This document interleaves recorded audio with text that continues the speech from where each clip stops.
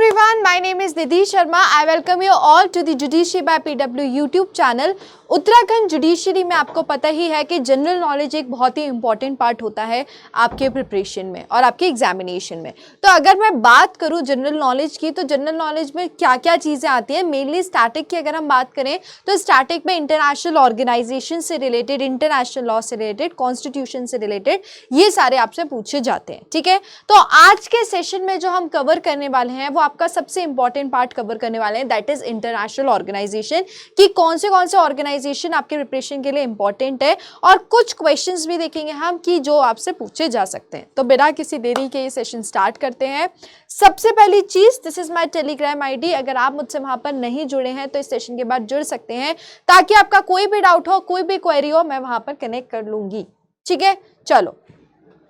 So first thing first, सबसे पहले कि क्या होता है इंटरनेशनल ऑर्गेनाइजेशंस, वो जानना बहुत ज़रूरी है कि इंटरनेशनल ऑर्गेनाइजेशन बेसिकली है क्या। तो इंटरनेशनल ऑर्गेनाइजेशन की बात करूं तो इंटरनेशनल लॉ में जब एक बहुत ज़्यादा एवोल्यूशन हुआ था, और वो एवोल्यूशन कब हुआ था, 19th एंड 20th सेंचुरी में हुआ था। ठीक है, तो 19th एंड 20th सेंचुरी में जब एवोल्यूशन हुआ इंटरनेशनल लॉ में, तो उसी टाइम पे जो इंटरनेशनल ऑर्गेनाइजेशन का रोल है, प्रोमिनेंट रोल है, उसका बहुत इम्पैक्ट आया। ठीक है, तो आपको ये याद रखना है, समझना है कि जब 19th एंड 20th सेंचुरी में इंटरनेशनल लॉ में इंटरनेशनल ऑर्गेनाइजेशन का एक जो रोल है वो निकल कर आया, जिसमें इंटरनेशनल ऑर्गेनाइजेशन के बारे में बहुत सारी चीजें सामने आई। ठीक है, अगर हम बात करें ये ऑर्गेनाइजेशंस जो होते हैं, बेसिकली क्या होता है इंटरनेशनल ऑर्गेनाइजेशन, तो ऐसे ऑर्गेनाइजेशंस जो कि ग्लोबल बेसिस पे चल रहे हो, रीजनल बेसिस पे चल रहे हो, या सब रीजनल स्केल पे चल रहे हो, जिनका सिर्फ और सिर्फ प्राइमरी गोल ये है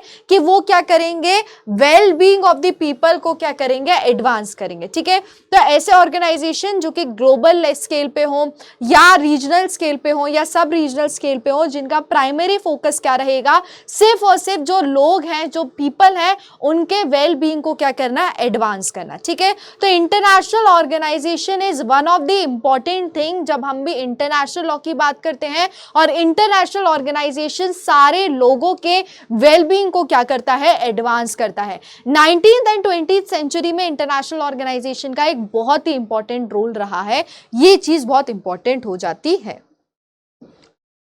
फिर अब हम बात करते हैं कि जो डेवलप नेशंस थे वो प्राइमरी सोर्सेज रहे हैं इन ऑर्गेनाइजेशंस की फंडिंग के लिए। अब आपको मैंने ये तो बता दिया कि इंटरनेशनल ऑर्गेनाइजेशन क्या होते हैं, कौन से स्केल पे चलते हैं, बट अगर मैं बात करूं कि इंटरनेशनल ऑर्गेनाइजेशन की फंडिंग कैसी होती है, कैसे आगे उनको चलाया जाता है, तो इंटरनेशनल ऑर्गेनाइजेशन की जो फंडिंग होती है वो मोस्टली जो डेवलप नेशंस हैं उनका बहुत इन्वॉल्वमेंट रहता है इंटरनेशनल ऑर्गेनाइजेशन की फंडिंग करने में, और उसी के साथ साथ वो क्या करते हैं, एक्टिव असिस्ट करते हैं जितनी भी डेवलपिंग कंट्रीज है, कि डेवलपिंग कंट्रीज क्या करें, वो अपनी जो लाइफ है सिटीजन्स की जो क्वालिटी है उसको क्या करें, इंप्रूव करें। ठीक है, सो बेसिकली अगर मैं बात करूं इंटरनेशनल ऑर्गेनाइजेशन की जो फंडिंग है वो किसकी तरफ से दी जाती है, डेवलप्ड नेशन की तरफ दी जाती है, और ये भी उनको बोला जाता है, डेवलपिंग नेशंस को हेल्प की जाती है, असिस्ट की जाती है कि डेवलपिंग नेशंस जो उनके सिटीजन्स हैं, उनकी जो लाइफ है, सिटीजन्स की जो लाइफ है, क्वालिटी लाइफ है, उसको क्या करें, उसको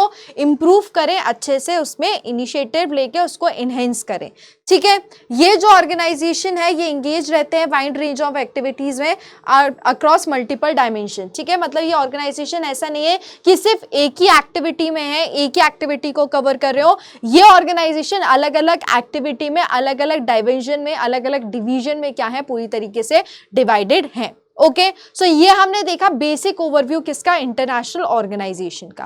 अब हम आगे बढ़ते हैं, आपका नेक्स्ट इंपॉर्टेंट दैट इज कि कौन से इंटरनेशनल ऑर्गेनाइजेशन होते हैं। तो सबसे पहले मैंने यहाँ पे चार्ट में कुछ इंटरनेशनल ऑर्गेनाइजेशंस के डेट बताई हैं, और उसी के साथ साथ उनके हेडक्वार्टर्स बताए हैं। तो ये आपको सिर्फ इतना ही रीड करना है जिनके हिसाब से मैंने आपको बताया, इनको डिटेल में नहीं पढ़ना है। जो मैं डिटेल में कराऊंगी वही आपके प्रिपरेशन के लिए इंपॉर्टेंट है। तो सबसे पहले बात करूँ यूनाइटेड नेशंस ऑर्गेनाइजेशन जिसको हम यूएन भी बोलते हैं, यूनाइटेड नेशंस की अगर मैं एस्टैब्लिशमेंट ईयर की बात करूं तो यूनाइटेड नेशन आपका 24 अक्टूबर 1945 को क्या हुआ है, एस्टैब्लिश हुआ है। उसका एस्टैब्लिशमेंट ईयर है यूएन का 24 अक्टूबर 1945। ठीक है, अगर मैं इसके हेडक्वार्टर्स की बात करूं तो यूनाइटेड नेशन के जो हेडक्वार्टर्स हैं वो कहां पर हैं, न्यूयॉर्क यूनाइटेड स्टेट्स में उसके क्या है, हेडक्वार्टर्स हैं। ओके, फिर दूसरे इंटरनेशनल ऑर्गेनाइजेशन की मैं बात करूं तो दूसरा इंटरनेशनल ऑर्गेनाइजेशन है आपका यूनेस्को। ठीक है, यूनेस्को की बात करूं तो यूनेस्को का एस्टैब्लिशमेंट ईयर है 16 नवंबर 1945। ये भी कब हुआ था, जब यूएन जिस ईयर में आया था उसी ईयर में इसका भी एस्टैब्लिशमेंट हुआ था यूनेस्को का, और कब हुआ था, 16 नवंबर 1945 को। अगर मैं इसके हेडक्वार्टर्स की बात करूं तो यूनेस्को के जो हेडक्वार्टर्स है वो कहां पर है, पेरिस, दैट इज फ्रांस में उसके हेडक्वार्टर्स हैं। ठीक है, फिर तीसरे इंटरनेशनल ऑर्गेनाइजेशन की बात करूं दैट इज इंटरपोल।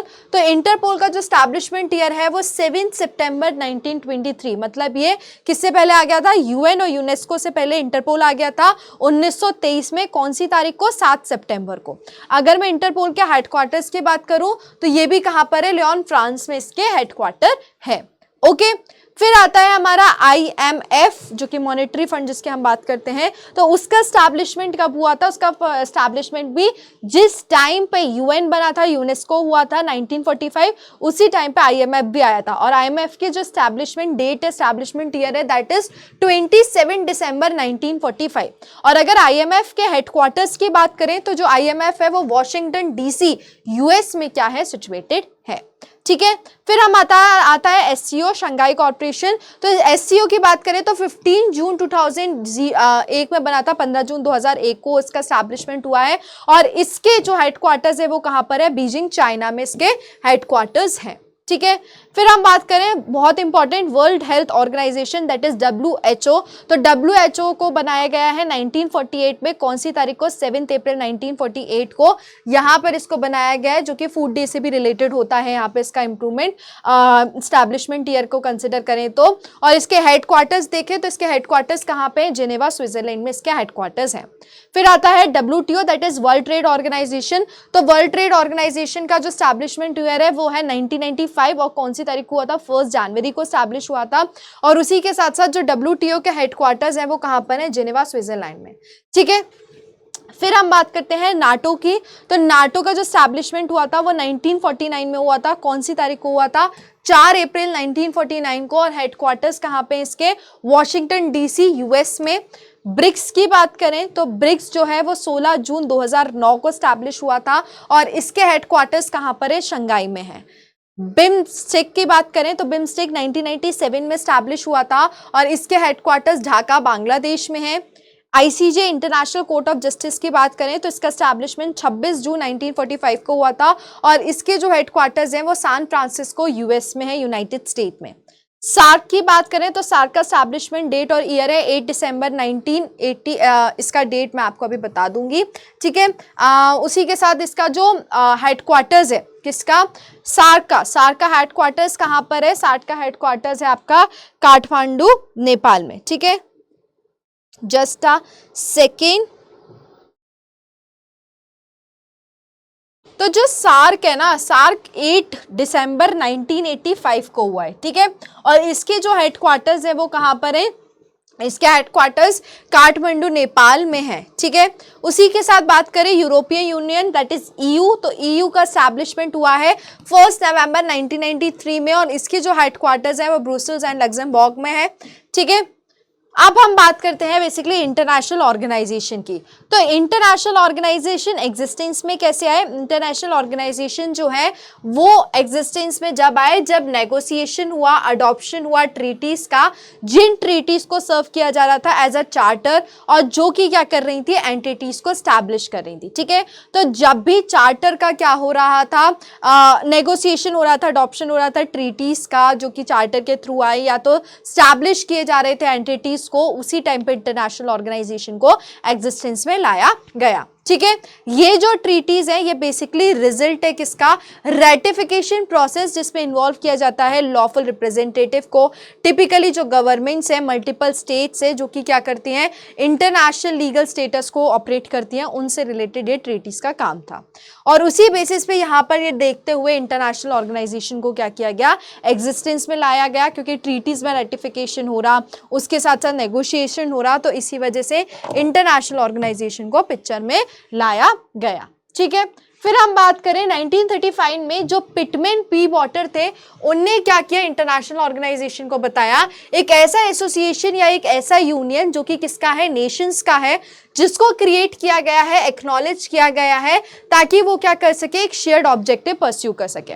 आपको पता है कि हर एक कंट्री के पास, हर एक नेशन के पास अपने अपने कुछ ना कुछ चीजें होती है, कुछ ना कुछ इंस्टीट्यूट होते हैं जो प्रॉपर एक ही चीज से काम करते हैं, बट ये सारी चीजें हमें इंटरनेशनल लेवल पे भी चाहिए ना। जैसे कि हम हेल्थ ऑर्गेनाइजेशन की बात करें तो हमारा जो एक कंट्री का हेल्थ ऑर्गेनाइजेशन डील कर रहा है, एक कंट्री का जो हेल्थ चीजें डील कर रहा है, वो एक अलग चीज है, बट नेशनल इंटरनेशनल लेवल की बात करेंगे तो वहां पर भी हमको चाहिए कि जो कि पूरे वर्ल्ड की कंट्रीज का करे।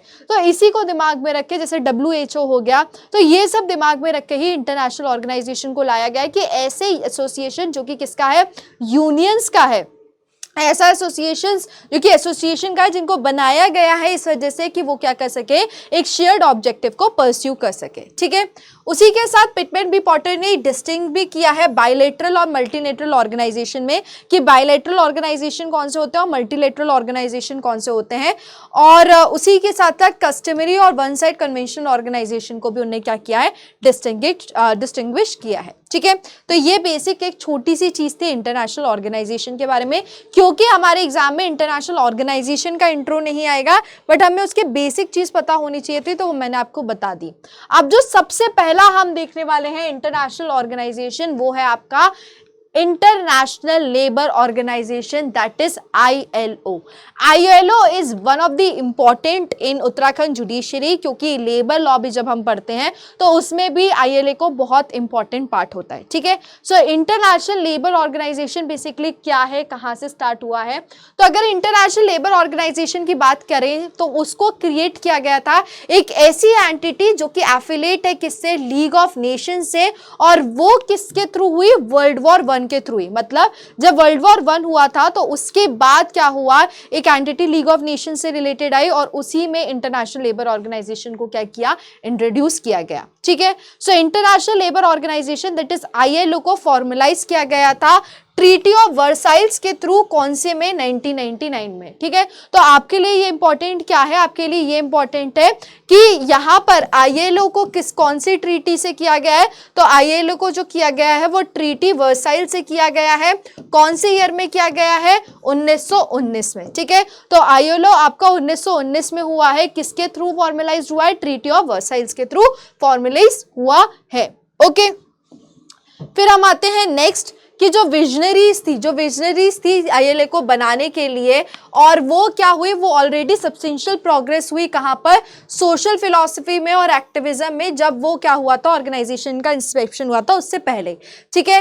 1946 में क्या हुआ, जो ILO है वो क्या बन गई, इनॉग्रल स्पेशलाइज्ड एजेंसी बन गई, किसकी, UN की। ठीक है। सो 1919 में उसको बनाया गया। ठीक है। 1946 में क्या हुआ, ILO जो है, ILO एक इनॉग्रल स्पेशलाइज्ड एजेंसी बन गई, किसकी, UN की। ठीक है। सो किसकी एजेंसी बन गई, UN की एजेंसी बन गई, कब, 1946 में। तो ये कुछ लेबर राइट्स जो मैंने यहाँ पे बताए गए कि ILO में बताए गए हैं। तो ILO 11 अप्रैल 1919 में हुआ था ILO का फाउंड, और कौन सी ट्रीटी में हुआ था, ट्रीटी ऑफ वर्साइल्स में हुआ था, और ये किसका एफिलेट था, लीग ऑफ नेशन का एफिलेट था, और यहाँ पे बेसिकली इंडस्ट्रियलाइजेशन ऑफ यूरोप के बेसिस पे इसको फाउंड किया गया था। 1946 में ILO सबसे पहला क्या बना था, स्पेशलाइज एजेंसी बना था, किसके लिए, यूनाइटेड नेशन के लिए। ठीक है। India one of the member states है ILO का, जो कि क्या करता है, चीफ इंडस्ट्रियल इंपॉर्टेंस के बेसिस पे होल्ड करता है। 1969 में ILO को अवार्ड दिया गया था, किस चीज का अवार्ड दिया गया था, नोबेल पीस प्राइज, और वो किसके लिए दिया गया था, अपनी लेबर राइट्स के लिए। अभी एट प्रेजेंट बात करें तो 187 मेंबर्स हैं उसके, ठीक है।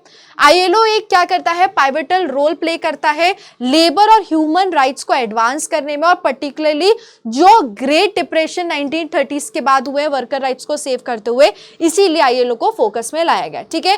पहले क्या होता था, वर्कर राइट्स को बहुत बुरी तरीके से ट्रीट किया जाता था, वर्कर्स को बहुत एक्सप्लॉइट किया जाता था, तो इसी वजह से बहुत जरूरत थी पूरे वर्ल्ड में कि एक ऑर्गेनाइजेशन लाया जाए, और इसी वजह से इंटरनेशनल लेबर ऑर्गेनाइजेशन लाया गया, जिसका मेन फोकस, जिसका मेन काम यह है कि वो लेबर राइट्स और ह्यूमन राइट्स पे क्या करेगा, काम करेगा, ठीक है। अगर मैं बात करूं, बेसिकली आईएलओ क्या करता है, क्रूशियल पार्ट करता है डीकॉलोनाइजेशन करने में प्रोसेस को, और उसी के साथ कंट्रीब्यूट करता है साउथ अफ्रीका के एपार्थाइड डिफीट से रिलेटेड भी। आईएलओ की बात करूं तो इसके जो एफर्ट्स हैं आईएलओ के, वो रहते हैं कि वो क्या करे, पीस प्रमोट करे जितने भी सोशल क्लासेस है उनके बीच में, और उसी के साथ जस्टिस को अडॉप्ट करे, और इक्विटेबल लेबर कंडीशंस देखते हुए ऑर्गेनाइजेशन को क्या किया गया, 1969 में नोबेल पीस प्राइज भी दिया गया। ये देखा क्या गया यार, आईएलओ तो बहुत अच्छा काम कर रहा है, आईएलओ वर्कर के लिए बहुत अच्छा काम कर रहा है, लेबर राइट से रिलेटेड बहुत सारी चीजें कर रहा है, ठीक है। उसी के साथ साथ आपका ह्यूमन राइट्स से रिलेटेड बहुत सारी चीजें काम कर रहा है। तो इसी को दिमाग में रख के 1969 में इंटरनेशनल लेबर ऑर्गेनाइजेशन को क्या दिया गया, नोबेल पीस प्राइज दिया गया, ठीक है। आईएलओ की बात करें तो आईएलओ एक सोल ट्रिपाइटेड एजेंसी है यूएन सिस्टम में। तो यूएन सिस्टम, यूनाइटेड नेशंस का जो पार्ट अगर हम कंसिडर करें तो यूनाइटेड नेशन में जो एक सिंगल जो सोल ट्रिपाइटेड आपका एजेंसी है वो कौन सी है, वो है आपकी international labour organisation, that is ILO, ठीक है। तो ये भी आपको क्या रखना पड़ेगा, याद रखना पड़ेगा कि ये सिंगल एजेंसी है। आईएलओ की बात करें तो बेसिकली एक प्लेटफॉर्म सर्व करती है जहां पे जो रिप्रेजेंटेटिव्स हैं, कहाँ के रिप्रेजेंटेटिव, या तो वो सरकार की तरफ से हो, या तो वो वर्कर्स की तरफ से हो, या एम्प्लॉयर्स की तरफ से हो, जो कि क्या करेंगे, जो कि लेबर स्टैंडर्ड स्टैब्लिश करेंगे, पॉलिसीज को इनहेंस करेंगे, इनिशिएटिव फॉर्मुलेट करेंगे, जो कि क्या करेगा, एम्प्लॉयमेंट अपॉर्चुनिटीज को और इक्विटेबल करेगा, ठीक है। सो बेसिकली जो गवर्नमेंट के रिप्रेजेंटेटिव्स हैं, वर्कर के रिप्रेजेंटेटिव्स हैं, इन एम्प्लॉयर के रिप्रेजेंटेटिव्स हैं, वो सब मिलकर आईएलओ में क्या करते हैं, इस तरीके से काम करते हैं कि जो पूरी कंट्री को चाहिए जरूरत, और जो पूरी तरीके से जरूरत लग रही है काम करने की, वो चीज पूरी तरीके से हो पाए, ठीक है। जो कॉर्नर स्टोन होता है डिसेंट वर्क इनिशिएटिव का, वो रिवॉल्व करता है पूरी तरीके से ये स्ट्रैटेजिक गोल्स पे।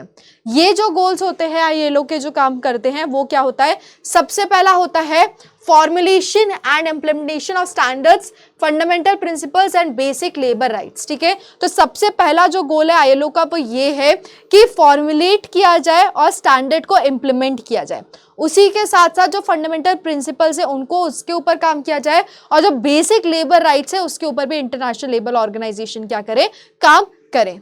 दूसरा जो इंपॉर्टेंट है कि जो इक्वल एक्सेस है उसको प्रमोट किया जा सके, और वो इक्वल एक्सेस डिसेंट वर्क के बेसिस पे दिया जा सके, चाहे वो मैन हो चाहे वो वुमेन हो, सबको क्या मिल सके, एक इक्वल एक्सेस मिल सके, ठीक है। और उसी के साथ जो अपॉर्चुनिटीज है उनको क्या किया जा सके, बॉलिस्टर किया जा सके।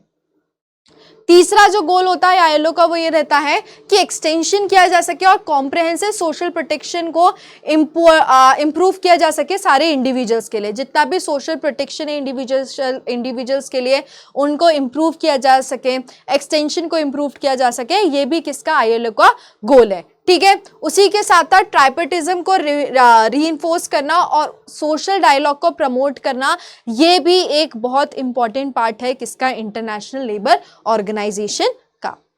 फिर हम आते हैं यूनेस्को। तो इंटरनेशनल ऑर्गेनाइजेशन हमें समझ में आ गया, 1919 में बना था, 11 अप्रैल को बना था। उसको फिर यूएन में क्या किया गया, सोल ट्रिपाइटेड एजेंसी कंसिडर किया गया, उसको नोबेल पीस प्राइज मिला गया है, ठीक है, और वो यूएन का सोल ट्रिपाइटेड एजेंसी था। अब हम आते हैं दूसरा important international organization, that is UNESCO. UNESCO के फुल फॉर्म की बात करें तो यूनेस्को बात करता है United Nation educational scientific and cultural organization, ये इसका फुल फॉर्म है। यूनेस्को बेसिकली रिनोन्ड है किसके लिए, अपने सपोर्ट जो कि फ्रीडम ऑफ एक्सप्रेशन से रिलेटेड है, और जितने भी टारगेटिंग जर्नलिस्ट से रिलेटेड है उससे रिलेटेड यूनेस्को काम करता है। यूनेस्को की अगर हम बात करें तो यूनेस्को को स्टैब्लिश किया गया था ऑफिशियली कब, 1945, दैट इज 1945 में इसको क्या किया गया था, ऑफिशियली स्टैब्लिश किया गया था।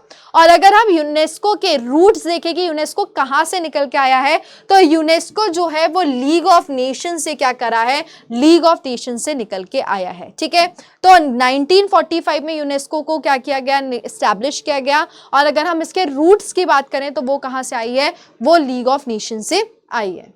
फिर हम आते हैं कि जो यूनेस्को का कॉन्स्टिट्यूशन है, यूनेस्को में कॉन्स्टिट्यूशन था, जो कॉन्स्टिट्यूशन इफेक्ट में आया 1946 में, 1945 में क्या हुआ, स्टैब्लिश हुआ यूनेस्को, और 1946 में यूनेस्को का क्या हुआ, कॉन्स्टिट्यूशन पिक्चर में आया। ठीक है, यूनेस्को के जो आपका हेडक्वार्टर है वो कहाँ पर है, वो आपका पेरिस में है। और उसी के साथ जो यूनेस्को है वो मेंबरशिप होल्ड करता है यूनाइटेड नेशन डेवलपमेंट प्रोग्राम में। तो यूनेस्को की जो मेंबरशिप है वो कहाँ पर है, आपकी यूएनडीपी में, that is United Nation development programme में, उसका बहुत इंपॉर्टेंट रोल है।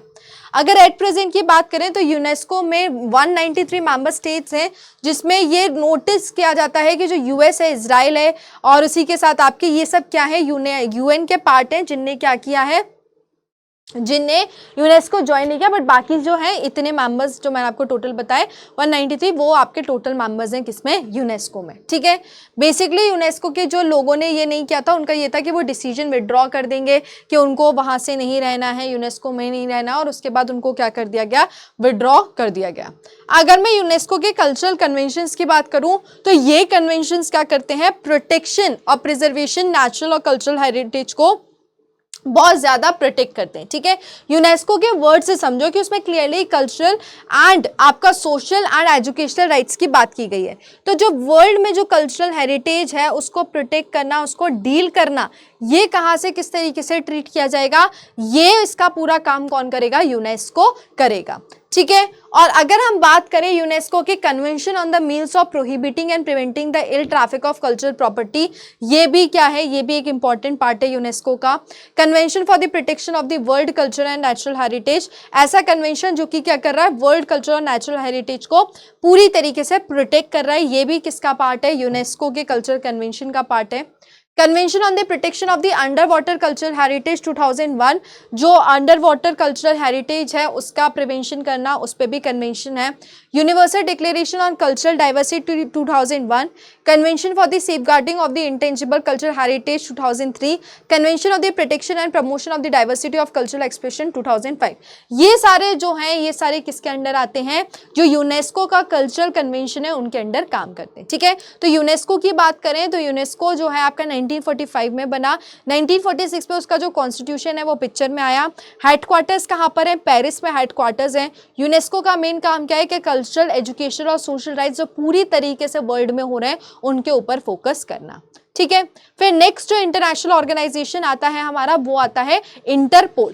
इंटरपोल बेसिकली क्या करता है, इंटरपोल स्टैंड करता है world's largest international police organization, जिसमें 194 क्या है, मेंबर कंट्रीज हैं। ठीक है, तो जो इंटरपोल है आपका, इंटरपोल सबसे दुनिया का सबसे बड़ा इंटरनेशनल पुलिस ऑर्गेनाइजेशन है, जहां पे 194 आपकी क्या है, मेंबर कंट्रीज हैं। इंटरपोल का जो स्टैब्लिशमेंट हुआ था वो 1923 में हुआ था, 1923 में, जो कि basically main important role play करता है क्रॉस बॉर्डर को फॉस्टर करने में, ऑफर करने में माइग्रेट ऑर्गेनाइजेशन को सपोर्ट, अथॉरिटीज के लिए, सर्विसेज के लिए, कि वो क्या कर सके, इंटरनेशनल क्राइम को प्रिवेंट कर सके और कॉम्बैट कर सके। ठीक है, तो इंटरपोल का सबसे बड़ा काम क्या है कि जो इंटरनेशनल क्राइम हो रहा है उसको प्रिवेंट किया जा सके, रोक लगाया जा सके, और उसी के साथ साथ जो इंटरनेशनल क्राइम है उसको क्या किया जा सके, कॉम्बैट किया जा सके। इंटरपोल का जो मिशन है वो बेसिकली एक्सटेंड करता है इंटरनेशनल पुलिस कोऑर्डिनेशन के फैसिलिटेट करने में, और जब भी क्या होता है, डिप्लोमेटिक रिलेशन सर्टेन नेशन के बीच में क्या होते हैं, एब्सेंट होते हैं, तो उस टाइम पे भी इंटरपोल काम करता है। जैसे कुछ नेशंस हैं उनके बीच में जो डिप्लोमेटिक रिलेशंस वो सही से नहीं चल रहे हैं, सही से मेंटेन नहीं हो रहे हैं, तो उस टाइम पे भी जो इंटरपोल है वो पूरी तरीके से मैनेज करता है। All actions undertaken on constant by the existing laws of each respective country and are align with the principle initiated in the UDHR. जितने भी एक्शंस हैं जो कि लिए गए हैं उनको क्या किया जाएगा, हर एक एग्जिस्टिंग लॉज से रिस्पेक्टिव कंट्री से देखा जाएगा, जिनको अलाइन किया जाएगा कौन से प्रिंसिपल्स के साथ, जो यूडीएचआर में पूरी तरीके से प्रिंसिपल्स दिए हैं उनके साथ।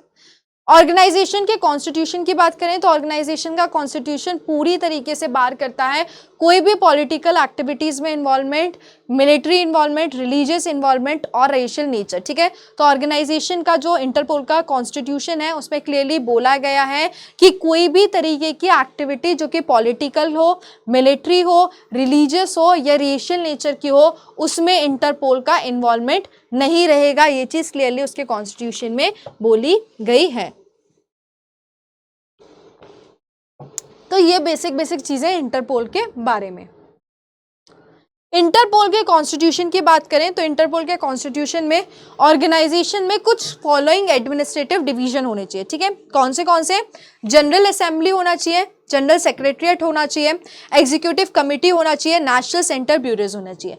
ये इंटरपोल कॉन्स्टिट्यूशन के हिसाब से ऑर्गेनाइजेशन में ये सारे एडमिनिस्ट्रेटिव डिविजन्स होना जरूरी है। और जो जनरल असेंबली और जो एग्जीक्यूटिव कमेटी है वो साथ में मिलकर क्या करेंगे, एक ऑर्गेनाइजेशन की गवर्निंग बॉडी को क्या करेंगे, तैयार करेंगे।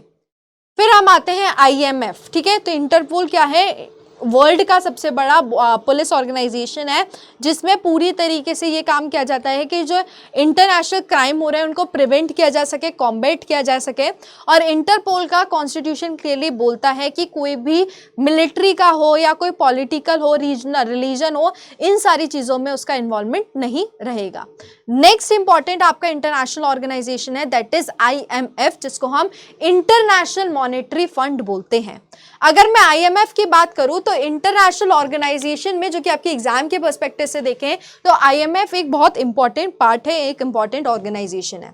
इंटरनेशनल मॉनेटरी फंड क्या करता है, बेसिकली इसलिए आता है, अगर हम यूपी या यूके जुडिशरी की बात करें तो यूके जुडिशरी में बेसिकली जो टॉपिक्स हैं वो इंटरनेशनल ऑर्गेनाइजेशन से रिलेटेड है। ठीक है, जिसमें बहुत इंपॉर्टेंट है कि जो एस्पिरेंट है वो क्या करें, वो पूरी तरीके से फोकस करें कि कैसे आईएमएफ काम करता है।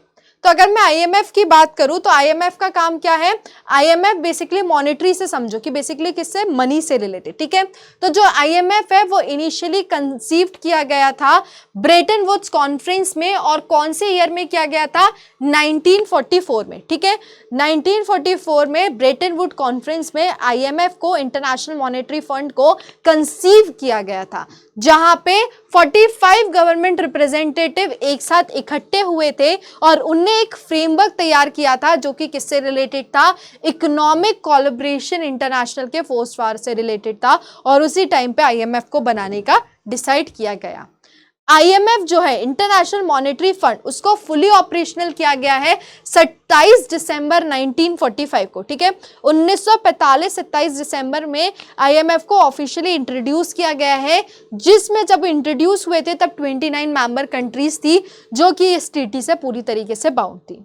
आईएमएफ जो है वो इनिशिएट करता है अपने फाइनेंशियल ऑपरेशन 1947 फर्स्ट मार्च 1947 से उसके जो फाइनेंशियली ऑपरेशन है वो स्टार्ट हुए थे। और प्रेजेंटली आईएमएफ में कितनी है, 189 मेंबर्स कंट्रीज है। स्टार्ट कब से हुआ था, 29 मेंबर से, और अभी कितनी है, 189 मेंबर कंट्रीज हैं। फिर हम बात करें, जो आईएमएफ है वो एक पाइवटल इंस्टीट्यूशन है इंटरनेशनल इकोनॉमिक सिस्टम में, जहां पे आईएमएफ सिर्फ और सिर्फ फोकस करता है कि किस तरीके से ग्लोबली, किस तरीके से वर्ल्ड में जो फाइनेंशियल स्टेबिलिटी है उसको देखा जाए, और वो क्या करेगा, मैक्सिमम इंडिविजुअल नेशंस को कंकरेंटली डील करेगा विद द इकोनॉमिक ऑटोनॉमी और ह्यूमन वेलफेयर। आईएमएफ जो है वो प्राइमरली कंसंट्रेट करता है कि किस तरीके से इंटरनेशनल मॉनेटरी सिस्टम को ओवरसी किया जाए, और उसमें जब ओवरसी किया जाएगा तो किस तरीके से किया जाएगा, फाइनेंशियल असिस्टेंस को एक्सटेंड करते हुए ओवरसी किया जाएगा। फिर हम आते हैं कुछ फंक्शंस है इंटरनेशनल मॉनेटरी फंड के, कुछ इंपॉर्टेंट फंक्शंस है, वो फंक्शंस देखना भी बहुत इंपॉर्टेंट है हमारे लिए पेपर के हिसाब से। तो अगर मैं फंक्शंस की बात करूं तो पहला है रेगुलेटरी फंक्शंस। ठीक है, इंटरनेशनल मॉनेटरी फंड एक्ट करता है एक रेगुलेटरी अथॉरिटी की तरह, जो कि इन्फोर्स करेगा ऐसे रूल्स जो कि पूरी तरीके से आउटलाइन है अग्रीमेंट के आर्टिकल्स में। आईएमएफ जो है वो फोकस करता है गाइडलाइंस को स्टैब्लिश करने में, ऐसी गाइडलाइंस जो एक्सचेंज रेट पॉलिसीज से डील करती हैं और रिस्ट्रिक्शन से डील करती हैं जो भी पेमेंट है करंट अकाउंट ट्रांजैक्शन से रिलेटेड। ठीक है, दूसरे फंक्शन की बात करूं तो फाइनेंशियल फंक्शन जो आईएमएफ है वो प्रोवाइड करता है फाइनेंशियल सपोर्ट और रिसोर्स जो कि मेंबर कंट्रीज को दिया जाता है, जिसमें शॉर्ट टर्म और मीडियम टर्म को क्या किया जाता है, इम्बैलेंस किया जाता है, फेस किया जाता है बीओपी के बेसिस पे। कंसल्टिव फंक्शंस की बात करें तो आईएमएफ सर्व करता है एक ऐसा हब जो कि इंटरनेशनल कॉपरेशन को डील करेगा, जो कि मेंबर नेशंस के साथ में होगी, और जो आईएमएफ है वो गाइडेंस ऑफर करता है और टेक्निकल असिस्टेंस देता है किसको, इकोनॉमिक चैलेंज को एड्रेस करने के लिए। ठीक है, सो आईएमएफ एक बहुत इंपॉर्टेंट इंस्टीट्यूशन है जो कि पूरे ग्लोबली फाइनेंशियल चीज़ों से डील करता है, और इसका कुछ फंक्शंस है जो फंक्शंस भी हमने देख लिए हैं। नेक्स्ट इंटरनेशनल ऑर्गेनाइजेशन है आपका एससीओ जो कि शंघाई कोऑपरेशन ऑर्गेनाइजेशन। ये भी आपके एग्जाम के पर्सपेक्टिव से बहुत इंपॉर्टेंट है। अगर मैं शंघाई कोऑपरेशन ऑर्गेनाइजेशन की बात करूं तो इसका जो मेन ऑब्जेक्टिव है, जो प्राइमरी ऑब्जेक्टिव है, वो सबसे पहला ये है कि म्यूचुअल ट्रस्ट और नेबरली रिलेशंस को क्या करना, फॉस्टर करना मेंबर स्टेट्स के बीच में। ठीक है, उसी के साथ साथ इफेक्टिव कोलैबोरेशन को इनहेंस करना, और वो इफेक्टिव कोलैबोरेशन किसमें इनहेंस होगा, वेरियस डोमेन्स में होगा, जिसमें ट्रेड भी इंक्लूड है, पॉलिटिक्स भी इंक्लूड है, रिसर्च भी इंक्लूड है, इकोनॉमिक्स भी इंक्लूड है। इन सारे ऊपर क्या करना, पूरी तरीके से फोकस करना। अगर मैं शंघाई कॉर्पोरेशन की बात करूं तो बेसिकली ये डील करता है कि किस तरीके से सिक्योरिटी को स्ट्राइव कर सके, स्टेबिलिटी को स्ट्राइव कर सके, और जो पीस है रीजन के विद इन उसको भी किस तरीके से डील कर सके, वो एससीओ का काम है। एससीओ बेसिकली प्रोग्रेस डील करता है, प्रोग्रेस करने में स्टैब्लिश करते हुए डेमोक्रेटिक को, रेशनल को और इक्विटेबल इंटरनेशनल इकोनॉमिक को और पॉलिटिकल फ्रेमवर्क को। ठीक है, तो ये आपका मेनली किससे रिलेटेड हो गया, ये आपका मेनली जितना भी कॉपरेशन वाली चीज़ें वर्ल्ड में उससे रिलेटेड हो गया। ऑर्गेनाइजेशन की जो इंटरनल पॉलिसी होती है एससीओ की, वो ये रहती है कि वो जो म्यूचुअल बेनिफिट के प्रिंसिपल से उनसे एडेयर करे, ट्रस्ट से एडेयर करे, कंसल्टेशन से एडेयर करे, इक्वालिटी से एडेयर करे, जो कल्चरल डाइवर्सिटी है उन सारी चीज़ों के बेसिस पे ध्यान रखकर क्या किया जाए, पूरी तरीके से इन सब रूल्स पे एडेयर किया जाए। एक्सटर्नली बात करें तो ये ऑर्गेनाइजेशन कॉपरेशन की ऑर्गेनाइजेशन की है कि जो पॉलिसी है उसको गाइड किया जाए एक नॉन टारगेटिंग और एक नॉन अलाइनमेंट प्रिंसिपल्स के साथ। ठीक है, 9 मेंबर स्टेट्स हैं, China, India, Kazakhstan, Russia, Pakistan, Tajikistan, Uzbekistan, Iran. ठीक है, ये हम एससीओ की बात कर रहे हैं। अब हम आते हैं world health organization. Shanghai cooperation देख लिया, अब हमारा है WHO। ठीक है, WHO की बात करें तो 1945 में यूनाइटेड नेशन कॉन्फ्रेंस हुई थी। वो यूनाइटेड नेशन कॉन्फ्रेंस किस पे हुई थी, इंटरनेशनल ऑर्गेनाइजेशन पे हुई थी। उसमें ये रिफर किया गया कि जो सैन फ्रांसिस्को कॉन्फ्रेंस है, आपका एक डेलीगेट रिप्रेजेंट करेगा रिपब्लिक ऑफ चाइना को। उसने ये बोला कि बहुत ज़रूरी है कि एक क्या करें, इंटरनेशनल हेल्थ ऑर्गेनाइजेशन बनाए। उन्हें ये बोला कि नेशनल लेवल पे तो हमारे पास हेल्थ ऑर्गेनाइजेशन है, but it is very mandatory, it is very important कि हम इंटरनेशनल लेवल पे भी क्या करें, इंटरनेशनल लेवल पे भी ऑर्गेनाइजेशन बनाए। ठीक है, तो अगर मैं इंटरनेशनल लेवल की बात करूं तो जो फ्रेमवर्क न्यूली एस्टैब्लिश यूएन से रिलेटेड है, वहां पर क्या किया जाए, उनको बनाया जाए। एल्जर हिस्ट जो कि क्या करते हैं, एक सेक्रेटरी जनरल सर्व करते हैं कॉन्फ्रेंस के, उनने ये सजेस्ट किया कि जो डिक्लेरेशन है वो क्या होगा, कुछ ऑर्गेनाइजेशन को क्रिएशन से रिलेटेड होगा। ठीक है, कॉन्सिक्वेंटली ये जो डेलिब्रेशन है ये बेसिकली लीड करता है कि किस तरीके से वर्ल्ड हेल्थ ऑर्गेनाइजेशन चलेगा 1948 में, जहां पर ये बोला गया था कि जो इनॉग्रल स्पेशलाइजेशन होगा यूएन का, जिसमें क्या रहेगा, अनएनिमस मेंबरशिप सपोर्ट रहेगा। ठीक है, तो ये चीज आपको पूरी तरीके से याद रखनी है। जो वर्ल्ड हेल्थ ऑर्गेनाइजेशन है उसको लीड किया जाता है किसकी तरफ से, डायरेक्टर जनरल उसको लीड करता है, और वर्ल्ड हेल्थ ऑर्गेनाइजेशन का जो हेडक्वार्टर्स है वो कहाँ पर है, वो आपका जेनेवा में। अगर वर्ल्ड हेल्थ ऑर्गेनाइजेशन के करंट मेंबर्स की बात करूं तो एट प्रेजेंट उसमें 194 मेंबर कंट्रीज हैं, और जो फुल मेंबरशिप है वो क्या है WHO की, वो पूरी तरीके से कंटिजेंट है। जैसे ही ट्रीटी क्या करेगी, रेटिफाई की जाएगी, वैसे ही वर्ल्ड हेल्थ ऑर्गेनाइजेशन का कॉन्स्टिट्यूशन किया गया है। ठीक है, सो उसी के साथ साथ क्या, जो मेंबर स्टेट्स हैं WHO के, वो अपॉइंट करते हैं ऐसे डेलीगेट्स जो कि वर्ल्ड हेल्थ असेंबली से रिलेटेड है, सुप्रीम डिसीजन मेकिंग हो, जितना भी हेल्थ से रिलेटेड है, जितने भी मेंबर स्टेट्स हैं जो भी हैं वो बहुत इंपॉर्टेंट रोल प्ले करते हैं कि किस तरीके से हेल्थ को डील किया जाए इंटरनेशनल लेवल पे, और कैसे अलग अलग चीज़ों से हम उसके ऊपर काम कर सकें। ठीक है, 19 मई 2020 को इंडिया को इलेक्ट किया गया था executive board world health organization का, और वो तीसरे टाइम के लिए किया गया था 3 साल में, जो कि 73rd वर्ल्ड हेल्थ असेंबली था। ठीक है, उस टाइम पे जब वो थे यूनियन हेल्थ मिनिस्टर हर्षवर्धन, उन्हें एज्यूम किया कि जो रोल ऑफ चेयरमैन है वो पूरी तरीके से क्या रहेंगे, एग्जीक्यूटिव रहेंगे। ठीक है, सो आपके लिए सिर्फ और सिर्फ इंपॉर्टेंट उसमें क्या था कि WHO कब स्टैब्लिश हुआ, कहाँ पे उसके हेडक्वार्टर्स है और किस तरीके से उसका स्टैब्लिशमेंट हुआ। अब हम आते हैं नेक्स्ट इंपॉर्टेंट है that is world trade organization, that is WTO। WTO को बनाया गया है 1995 में, जिसको बनाया गया है गेट के बाद। ठीक है, जब जनरल एग्रीमेंट और टैरिफ एंड ट्रेड आ गया था तो उसके बाद क्या सोचा गया कि WTO को भी पिक्चर में लाया जाए। WTO से पहले जब गेट की बात करें तो गेट 1948 में आया था और उसका पार्टिसिपेशन रहा था 23 नेशंस के साथ। गेट जो है वो सर्व करता है ग्लोबल ट्रेड ऑर्गेनाइजेशन, जो कि रिस्पॉन्सिबल है पूरे मल्टीनेशनल ट्रेड एग्रीमेंट्स को डील करने में, इंश्योर करने में इक्विटेबल अपॉर्चुनिटी सारे नेशंस के लिए इंटरनेशनल ट्रेड में। तो WTO जो है 1995 में स्टैब्लिश किया गया, और वो स्टैब्लिश कब हुआ, गेट के आने के बाद हुआ, जो कि 1948 में आया था, जिसमें पार्टिसिपेशन हुई 23 नेशंस के। जो प्राइमरी ऑब्जेक्टिव है WTO का वो ये है कि WTO को इसलिए लेकर आया गया ताकि rule based international trading system चल सके, जहां पर कंट्रीज को क्या किया जा सके, प्रिवेंट किया जाए कि वो किसी भी तरीके के अनरीजनेबल ट्रेड रिस्ट्रिक्शंस ना देखें, मतलब कि कोई भी फालतू रिस्ट्रिक्शंस नहीं लगाई जा रही हो, किसी भी तरीके का एक्सप्लॉइटेशन नहीं हुआ जा रहा हो। ये सब चीजें कौन देख रहा था, WTO देख रहा है और देखता था। उसी के साथ WTO की बात करें तो WTO का जो मेन एम है वो ये है कि वो trade off goods and services को एक्सपेंड करता है, और उसी के साथ जो ग्लोबल रिसोर्सेज के जो यूज होते हैं उसको ऑप्टिमाइज करना, प्रोटेक्ट करना एनवायरनमेंट को, ये भी किसका काम है, WTO का काम है। WTO बेसिकली एग्रीमेंट इनकम्पास करता है ट्रेड दोनों जगह, चाहे गुड्स में हो चाहे सर्विसेज में हो, और उसी के साथ साथ इंटरनेशनल ट्रेड को क्या करता है, प्रमोट करता है, टैक्सेस को रिमूव करते हुए, और उसी के साथ साथ नॉन टैरिफ बैरियर्स को भी रिमूव करते हुए ये क्या करता है, काम करता है। इंडिया की बात करें तो इंडिया एक इन्फ्लुएंशियल मेंबर है WTO का, जो कि एक लीडिंग रोल प्ले करता है इक्विटेबल ग्लोबल रेगुलेशन को सेव करने में, सेफगार्ड्स को डील करने में, और उसी के साथ साथ मेन जो फोकस रहता है वो किस पे रहता है, डेवलपिंग इकोनॉमी पे रहता है।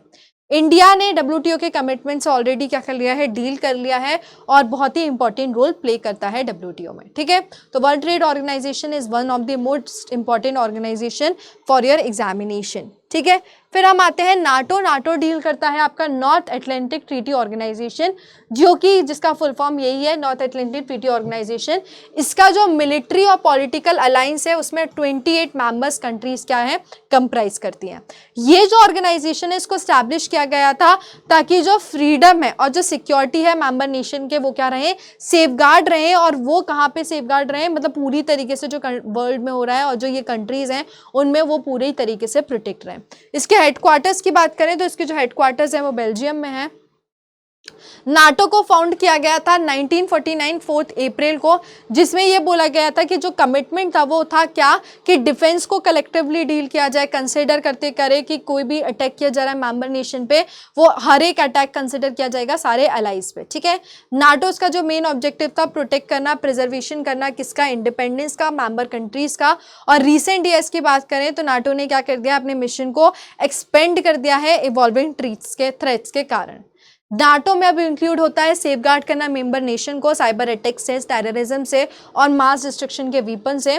अगर ब्रीफ हिस्ट्री नाटो की बात करूं तो नाटो 1949 में फॉर्म किया गया। कब आया, वर्ल्ड वॉर 2 के बाद ये सोचा गया कि नाटो को लाया जाए, जब यूएस ने क्या किया था, यूएस और सेवरल यूएन ने यूरोपियन नेशंस ने नॉर्थ अटलांटिक ट्रीटी ज्वाइन की थी, और इसी वजह से कोलैबोरेट करते हुए ये कंसिडर किया गया कि नाटो को पिक्चर में लाया जाए।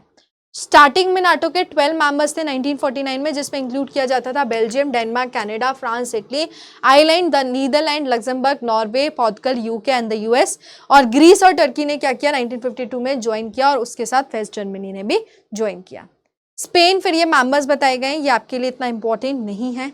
ठीक है, चलो फिर हम आते हैं ब्रिक्स। ब्रिक्स का फुल फॉर्म क्या है, Brazil, Russia, India, China and South Africa. ठीक है, सो ब्रिक्स का फुल फॉर्म याद रखना है आपको, Brazil, Russia, India, China and South Africa. BRICS basically एक टर्म है जो कि रिप्रेजेंट करती है वर्ल्ड की 5 इमर्जिंग कंट्रीज को, इकोनॉमीज को। और उसी के साथ अगर ब्रिक की बात करूं तो ब्रिक ओरिजिनली कॉइंड किया गया था जिम ओ'नाइल की तरफ से, जो कि चेयरमैन थे गोल्डमैन सैक्स के टाइम 2001 में, और जिनने इनॉग्रल जो ब्रिक की समिट थी वो कब की थी, 2009 में की थी। और कहाँ पे हुई थी वो समिट, रशिया में हुई थी। ठीक है, 2010 में साउथ अफ्रीका क्या किया, एक ऑफिशियल मेंबर बना ब्रिक्स का, जिसने क्या किया, ग्रुप को टर्म ब्रिक को किसमें किया, ब्रिक्स में किया। मतलब पहले सिर्फ ब्रिक तक था, फिर साउथ अफ्रीका भी हो गया। ठीक है, ब्रिक्स नेशन ने क्या किया, चूज किया कि वो इनहेंस करेंगे कम्युनिकेशन को, कॉपरेशन को, और वो किसमें रहेगा, ट्रेड सर्विसेज में रहेगा। और उसी के साथ ब्रिक्स का जो मेन फोकस पॉइंट था वो क्या था कि जितना भी बिजनेस काउंसिल हो रहा है और जो बाकी डील हो रहे हैं उनको पूरी तरीके से कंट्रीज के बेसिस पे, ट्रेड पे देखना। ये जो इनिशिएटिव है ये बेसिकली एम किया गया कि जो अडॉप्शन है रिलेवेंट डॉक्यूमेंट्स का वो हो सके। और उसी के साथ जो ब्रिक्स का मेन काम था वो ये था कि कॉपरेशन रहे किसमें, ट्रेड में, जितनी भी कंट्रीज के साथ हो रहा है, और वो ये 5 कंट्री का मेन फोकस था। ठीक है, उसी के साथ साथ ब्रिक्स का जो न्यू डेवलपमेंट बैंक है वो भी अपना परमानेंट हेडक्वार्टर शंघाई में हो गया, ये भी आपके लिए इंपॉर्टेंट है। फिर हम आते हैं बिम्स्टेक। बिम्स्टेक एक अनदर इंपॉर्टेंट इंटरनेशनल ऑर्गेनाइजेशन है।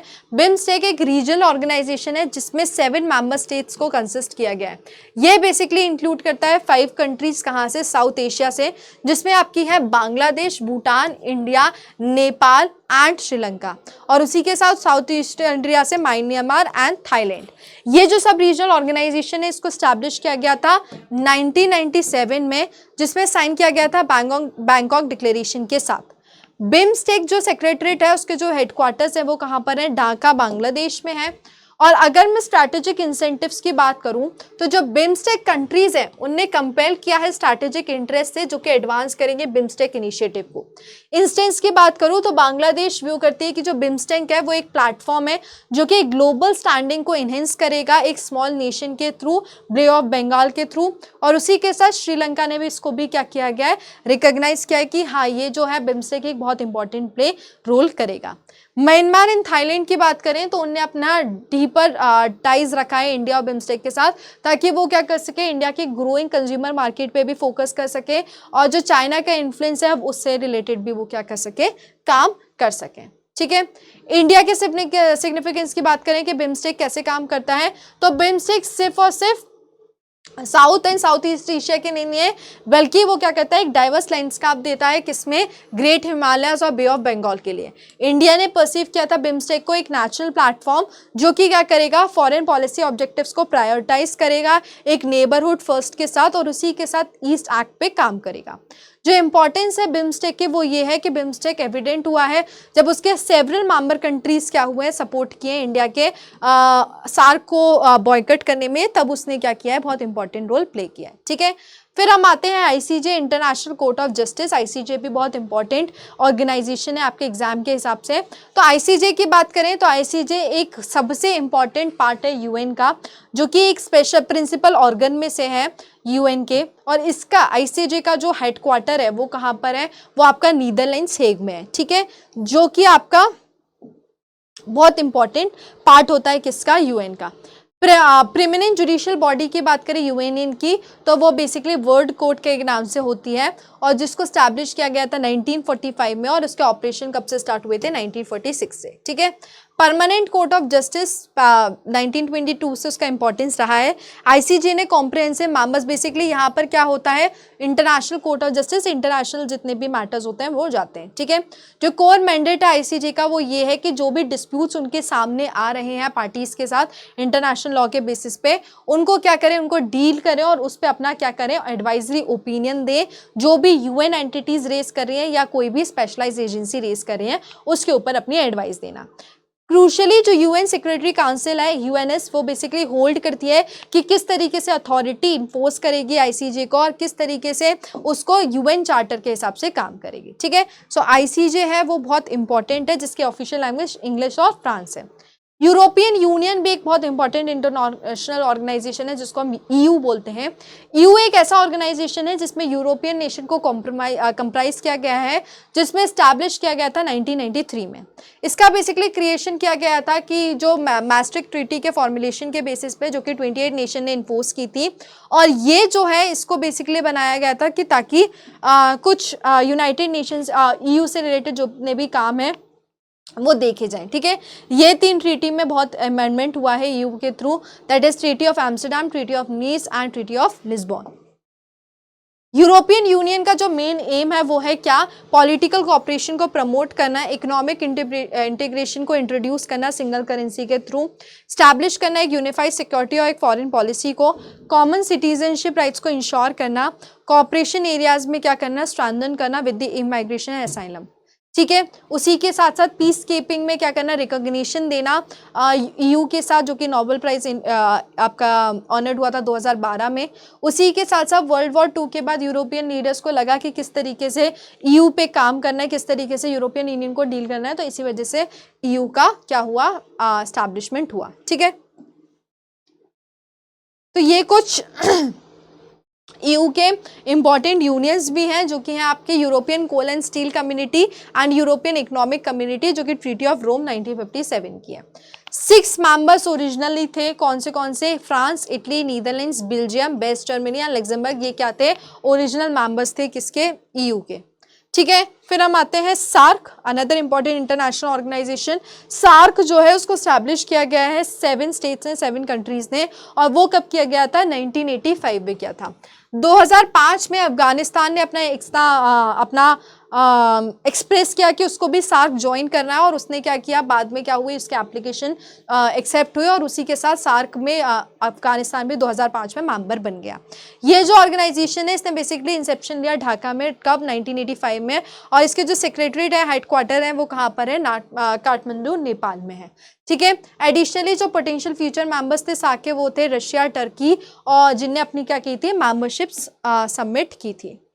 फिर हम आते हैं यूएन। यूएन जो है बेसिकली वर्ल्ड वॉर 2 के बाद, इसका डिस्ट्रक्टिव वर्ल्ड 2 के बाद क्या हुआ, ये सोचा गया यूएन को लेकर आया जाए, जिसमें मेन प्राइमरी मिशन था कि जो लार्ज स्केल इंटरनेशनल कॉन्फ्लिक्ट्स हैं उनको डील किया जा सके। जितने भी इंटरनेशनल कॉन्फ्लिक्ट्स लार्ज स्केल पे हो रहे हैं उनको किस तरीके से डील करना है, किस तरीके से रिजॉल्व करना है, वो जो मेन काम है वो किसका काम है, यूनाइटेड नेशन का काम है। ठीक है, 1945 अप्रैल 25 को डेलीगेट्स 50 नेशन से रहे, जिनने कन्वेंट किया सैन फ्रांसिस्को में कि भैया यूएन को लाया जाए, जो कि क्या करेगा, ऑफिशियली अडॉप्ट किया गया, जिसको 1945 जून 25 को। ठीक है, और ये ऑपरेशनल कब से हुआ, ये ऑपरेशनल हुआ आपका 24 अक्टूबर 1945 से।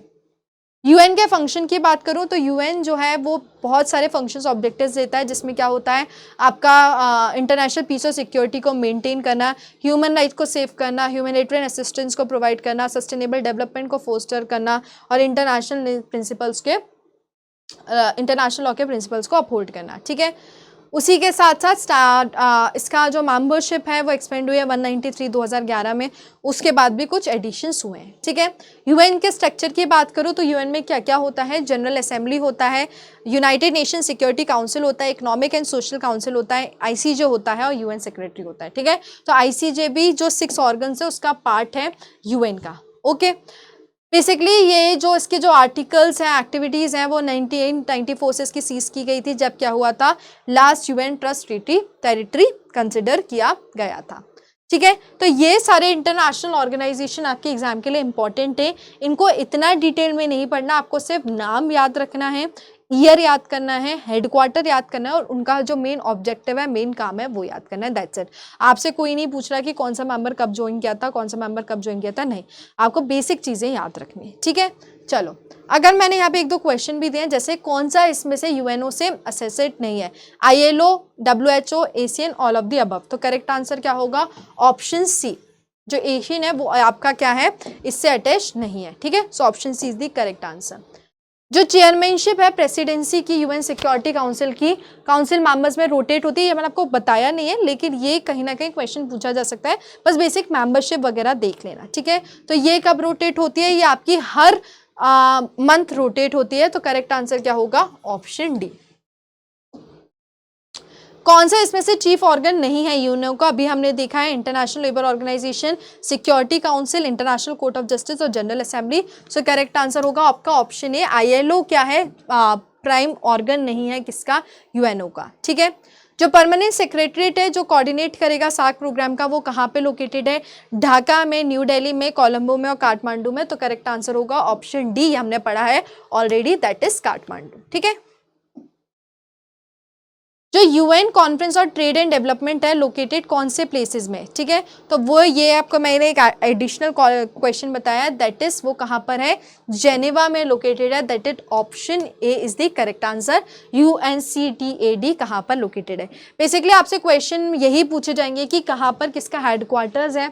उसी के साथ साथ जैसे ये एक मेंबरशिप वाला बहुत कम क्वेश्चन आता है कि कितना कैसे रोटेट होती है, बट मेनली आपका ईयर पूछा जाएगा, हेडक्वार्टर्स पूछे जाएंगे, उसी के साथ साथ कौन से ऑर्गन से कौन से नहीं हैं और मेन ऑब्जेक्टिव क्या है। इन सारे ऑर्गेनाइजेशन को आपको देखना ही पड़ेगा, ये बहुत इंपॉर्टेंट होते हैं आपके एग्जाम के लिए। और ऐसे ही इनसे रिलेटेड मैं आपसे क्वेश्चंस भी कराऊंगी, प्रैक्टिस क्वेश्चंस। तो वो क्वेश्चंस आपको चाहिए कि नहीं मुझे कमेंट सेक्शन में ज़रूर बताइएगा। उसी के साथ मिलते हैं दूसरे सेशंस के साथ, जब तक के लिए अपना ध्यान रखिए। Bye bye, take care, thank you.